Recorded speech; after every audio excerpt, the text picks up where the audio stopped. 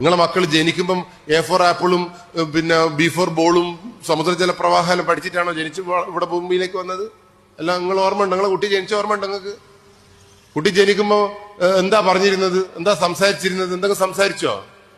കുട്ടിക്ക് നിലവിളിക്കുന്നത് മാത്രമേ അറിയാമായിരുന്നുള്ളൂ. ശരിയാണോ? നിങ്ങൾക്കല്ലേ അത് പറയാൻ പറ്റുക? അങ്ങനെ കുട്ടി നിലവിളിച്ചപ്പോ ഉമ്മക്ക് കൃത്യമായി മനസ്സിലായല്ലോ കുട്ടി വിശന്നിട്ടാണ് കരയുന്നതെന്ന്, കുട്ടീനെ കൊതുകടിച്ചിട്ടാണ് കരയുന്നതെന്ന്, കുട്ടിക്ക് പിന്നെ കിടന്ന് ബോറടിച്ചിട്ടാണ് കരഞ്ഞതെന്നൊക്കെ ഈ കരച്ചലിന്റെ താളത്തിനനുസരിച്ച് ഉമ്മക്ക് മനസ്സിലായോ ഇല്ലയോ? മനസ്സിലായില്ല? മനസ്സിലായില്ലേ? അങ്ങനെ കുട്ടിക്ക് വിശന്നപ്പോ മുലപ്പാൽ കൊടുത്തും, കൊതുകടിച്ചപ്പോ നെറ്റിന്റെ ഉള്ളിൽ ഇട്ടിട്ടും, ബോറടിച്ച് പടച്ചപ്പോ ചോലിട്ട് പാട്ട് പാടിയിട്ടും കുലുക്കിയിട്ടും കുട്ടീന്റെ കരച്ചിൽ നിർത്തിയില്ലേ? നിങ്ങള് നിർത്തിയോ?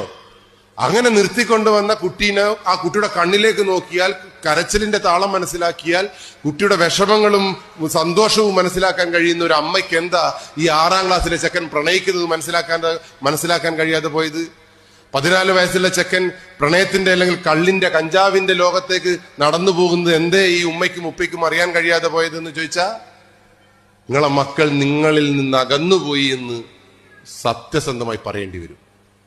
അപ്പൊ മക്കളല്ല ഇവിടുത്തെ വിഷയം. ആരാണ് വിഷയം? മക്കളെ ചേർത്ത് പിടിക്കാത്ത, സംസ്കാരം പഠിപ്പിക്കാത്ത, ശീലം